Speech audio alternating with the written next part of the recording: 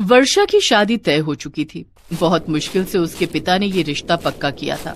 वर्षा के पिता रघु रास्ते पर भीख मांगते हैं।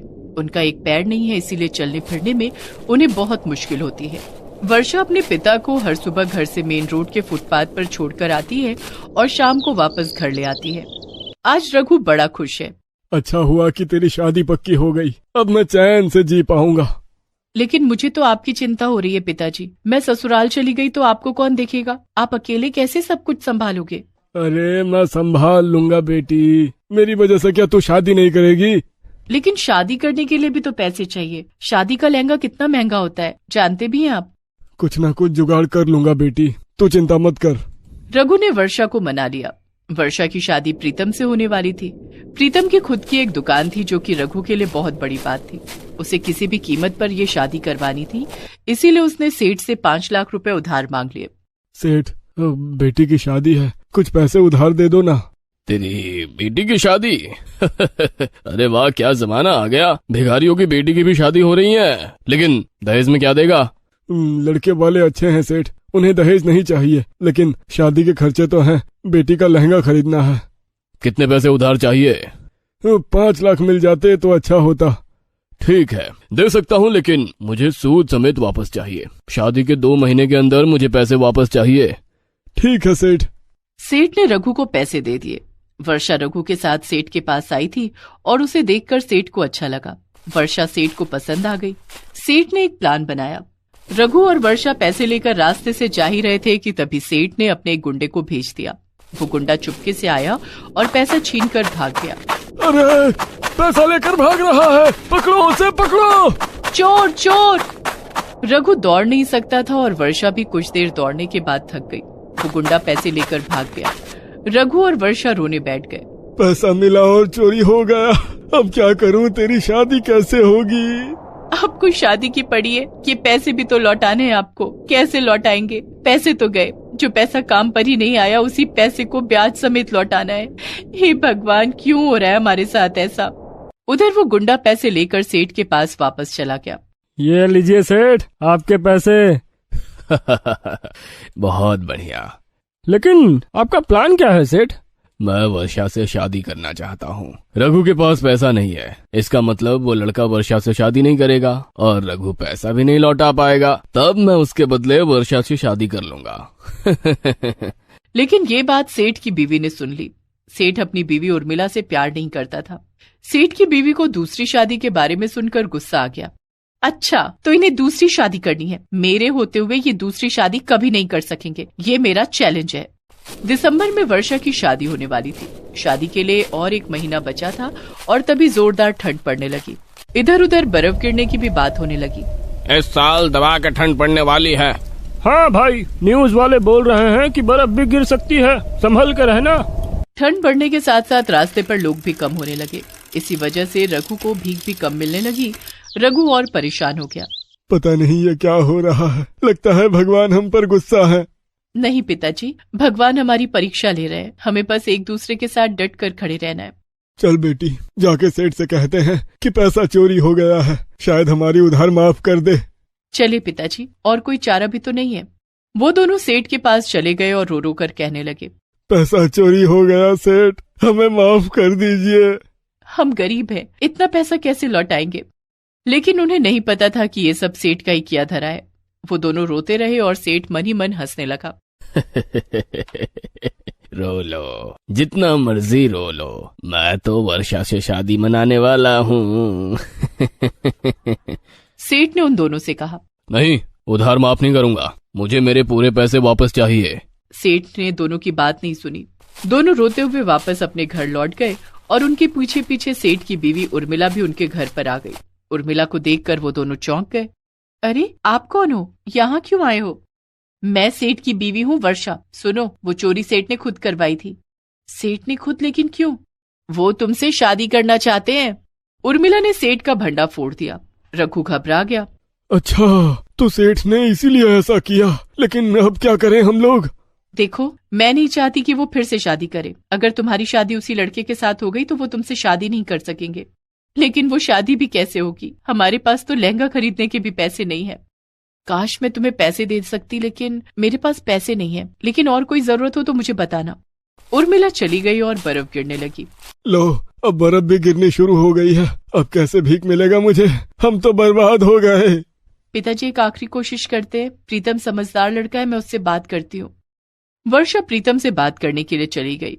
प्रीतम ने कहा, वर्षा, मुझे बस तुमसे मतलब है। मुझे बड़ी शादी नहीं चाहिए, लेकिन मेरे पिताजी थोड़े पुराने ख्यालात के हैं। पहले उनसे बात करनी होगी।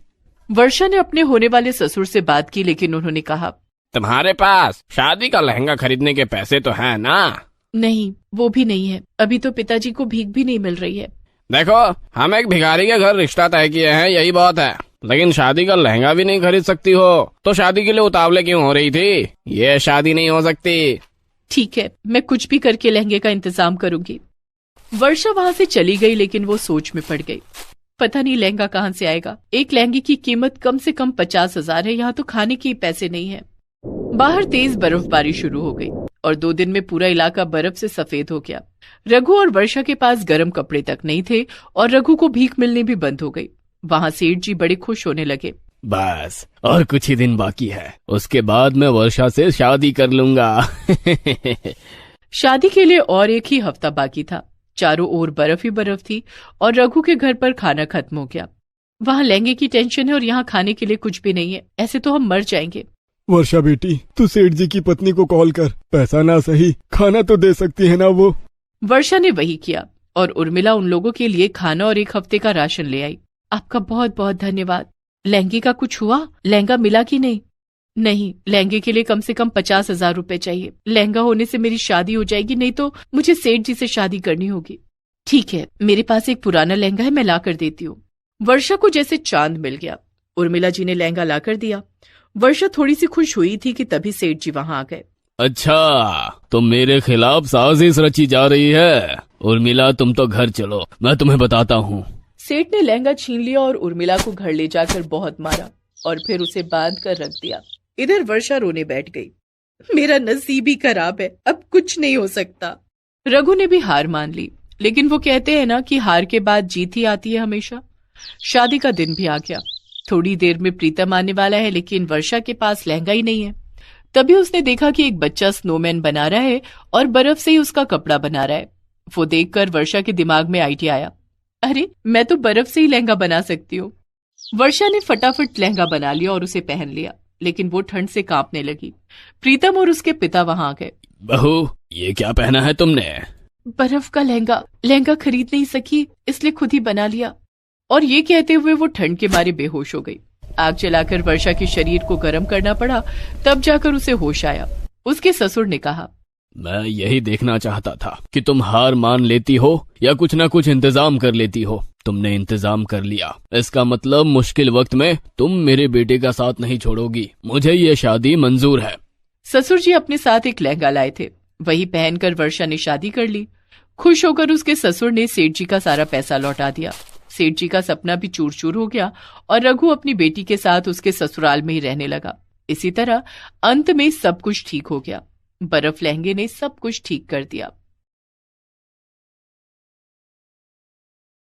मालती एक रिक्शे में अपने बीमार पिता को अस्पताल लेकर आई और डॉक्टर ब्रजेश के पैर पकड़कर रोने लगी। डॉक्टर साहब, मेरे पिताजी बहुत बीमार है। डॉक्टर साहब, उन्हें ठीक कर दीजिए। उनके अलावा मेरा कोई नहीं है। उन्हें ठीक कर दीजिए डॉक्टर साहब, उन्हें ठीक कर दीजिए। ये सुनकर डॉक्टर ब्रजेश ने कहा, देखिए, मैं समझ सकता हूँ। मेरा पैर छोड़ो, तुम्हारे पिता को हम अस्पताल में भर्ती कर लेते हैं, वो ठीक हो जाएंगे।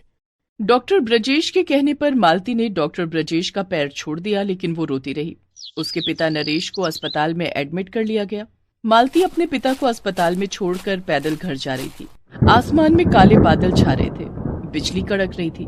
ऐसा लग रहा था कि मालती के आंसू की तरह अभी के अभी आसमान से बारिश धरती पर गिरेगी। पिताजी को अस्पताल में भर्ती कराई, लेकिन बारिश होने वाली है। बारिश में अस्पताल के अंदर पानी घुस जाता है, पता नहीं क्या होगा। उधर ब्रजेश को जमीन पर ही सुला दिया गया। सरकारी अस्पतालों की हालत तो ऐसी ही थी, पर्याप्त बेड नहीं थे। मालती के पिता नरेश जमीन पर सोए हुए तड़पते रहे। अरे डॉक्टर साहब, बहुत दर्द हो रहा है, मुझे पानी पिला दो, दवाई खिला दो, कुछ तो दे दो, दर्द कम करा दो डॉक्टर साहब। नरेश को दवाई देकर डॉक्टर ब्रजेश अपने घर चले गए। घर जाकर ब्रजेश सो गए और तभी बहुत तेज बारिश शुरू हो गई। पूरे आसमान में काले बादलों ने बसेरा कर लिया और तेज बिजली चमकने लगी। अस्पताल मिट्टी का बना हुआ था। मिट्टी की दीवारें तेज बारिश से भीग गईं और पानी अंदर आने लगा। नरेश जमीन पर ही सोया हुआ था।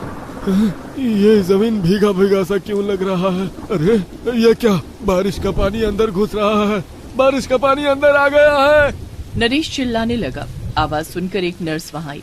क्या हुआ, चिल्ला क्यों रहे हो? बारिश का पानी अंदर आ गया है, मुझे यहाँ से उठा ले जाओ। कहाँ उठा ले जाऊं? बेड खाली नहीं है, यहीं सोए रहना होगा। यहाँ कैसे सो सकता हूँ? जिस तरह से बारिश हो रही है लगता है कुछ ही देर में बाढ़ आ जाएगा। जब आएगा तब देखा जाएगा, मुझे परेशान मत करो, चुपचाप सोए रहो। दिन भर मरीजों से तरह तरह की बातें करते करते नर्स थक गई थी। उसे भी नींद आ रही थी। वो भी अपने केबिन में जाकर सो गई। बारिश और तेज हो गई और सच में बाढ़ आ गई। अस्पताल के अंदर सारा पानी घुस गया और नरेश उस पानी में बहता चला गया। अरे बचाओ, मुझे बचाओ। लेकिन बारिश की आवाज इतनी तेज थी कि नरेश को कोई सुन ही नहीं पाया। नरेश बहता चला गया और बहते बहते बहुत दूर जा पहुंचा। उधर मालती को नींद नहीं आ रही थी। पता नहीं पिताजी किस हालत में होंगे, मैं अस्पताल ही चली जाती हूँ, अभी पिताजी को सहारे की जरूरत है। मालती बाढ़ में पैदल चलने लगी। कुछ देर बाद पानी इतना ज्यादा था कि उसे तैरना पड़ा। तैरते तैरते वो अस्पताल पहुंची। अस्पताल पहुंचते ही उसने देखा कि अंदर पानी घुस गया है और बेड के ऊपर तक पानी आ गया है। हे राम, ये क्या, मेरे पिताजी कहाँ हैं? नर्स तब भी अपने केबिन में गहरी नींद में थी। मालती ने उसे बुलाया। उठिए मैडम, उठिए, मेरे पिताजी कहाँ हैं? कहाँ गए वो? नर्स नींद से उठी और चारों ओर देखकर हैरान हो गई। मुझे नहीं पता तुम्हारे पिताजी कहाँ हैं, पानी में तो नहीं बह गए? क्या, पानी में? मुझे मेरे पिताजी को ढूंढना होगा। अभी के अभी डॉक्टर साहब को बुलाइए, बाकी मरीजों की हालत बहुत बुरी है। सच में बाकी मरीज चिल्ला रहे थे, अरे बचाओ, अरे हमें बचाओ, अरे हम डूब रहे हैं, हमें बचाओ। नर्स ने डॉक्टर ब्रजेश को कॉल किया। वो नींद से उठे और बाहर देखकर कहा, बाहर तो पानी ही पानी है, मुझे अस्पताल से घर आना ही नहीं चाहिए था। अब मैं जाऊंगा कैसे? मुझे तो तैरना भी नहीं आता है। ये सुनकर मालती ने कहा, मेरे पास नाव है, मेरे पापा मछुआरे थे ना, मैं नाव लेकर आपको लेने आती हूँ। मालती नाव लेकर डॉक्टर ब्रजेश के घर गई और उस पर सवार होकर ब्रजेश को अस्पताल लाई। डॉक्टर साहब, मेरे पिताजी कहीं नहीं मिल रहे, कुछ कीजिए डॉक्टर साहब, मेरे पिताजी को ढूंढ दीजिए। तुम चिंता मत करो, मैं कुछ करता हूँ, लेकिन उससे पहले हमें बाकी मरीजों के लिए कुछ इंतजाम करना पड़ेगा। ये मिट्टी से बना हुआ अस्पताल ज्यादा देर तक बाढ़ और बारिश सह नहीं पाएगा। हमें इन लोगों को कहीं और ले जाना होगा। लेकिन कहाँ? अस्पताल के अलावा और कोई जगह भी तो नहीं है। लेकिन हम जगह बना सकते हैं। मतलब मैं गांव के लोगों के साथ मिलकर एक काम चलाने लायक बांस का अस्पताल बना सकती हूँ। उसके अंदर सभी को ले जाया जा सकता है। बांस का होगा इसलिए वो पानी में डूबेगा नहीं, सभी वहाँ आराम से रह सकेंगे। बहुत अच्छा मालती, तुम गांव वालों को बुला कर लाओ और वही करो। उसके बाद हम सभी मिलकर तुम्हारे पिताजी को ढूंढेंगे। मालती ने तुरंत सारे गाँव वालों को बुलाया और सभी मिलकर बांस काट कर बांस का अस्पताल बनाने लगे। कुछ ही देर में बांस का टेम्परेरी अस्पताल बनकर तैयार हो गया। मालती नाव में सभी मरीजों को बांस के अस्पताल में लाने लगी।